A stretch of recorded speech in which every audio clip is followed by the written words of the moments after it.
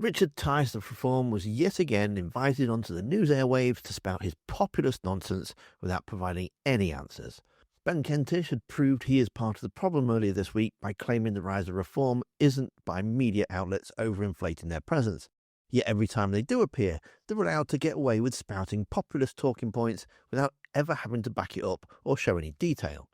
In today's interview with Trevor Phillips, 3 times he was asked what their new Department of Immigration would do, yet the only answer was deport people. How? No answer. But what can you do? What would it be their responsibility? No answer. Just deport people.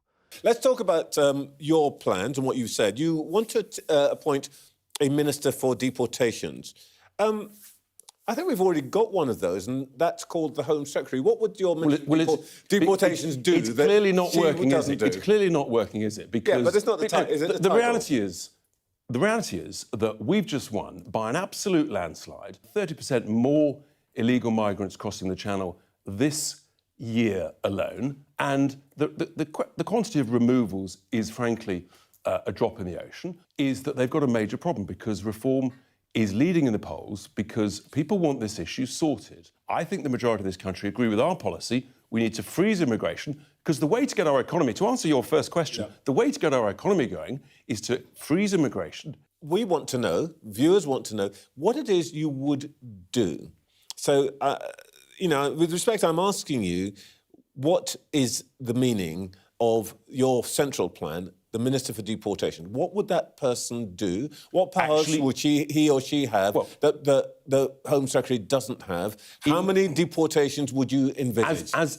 When Nigel talked about that Minister for Deportations in a press conference a couple of weeks ago, he said we'd put more meat on the bone. And we'll be having a press conference in the next couple of weeks putting meat on that bone. But the bottom line is people want the people who are here illegally removed. People want foreign criminals who have committed crimes removed, full stop.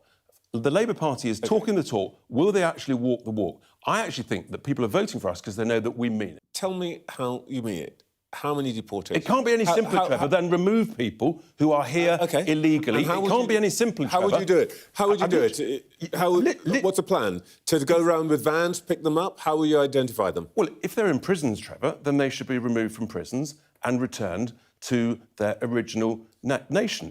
That is the reality, and this government is failing to do that. 18 years, there's been a duty on Home Secretaries to do that. For 18 years... And they failed because of a Home Office that we all know, and former Labour ministers, for example, have admitted the Home Office is not fit for purpose, which is why we have consistently said you need to have a separate, dedicated team policy. And what would that team do? I mean, what you're telling me, by the way, you've just invented a new government department, more bureaucracy. So I just want to ask you, what would that Maybe you should fire the whole bunch of incompetent people in the Home Office who are not doing their job properly, OK?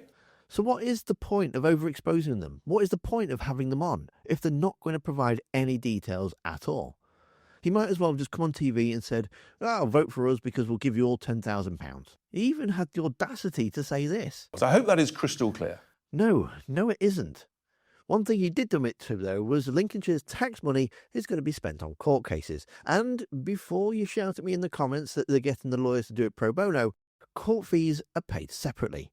We've confirmed yesterday, our chairman confirmed that we will use whatever levers we can in those 10 councils, including lawfare.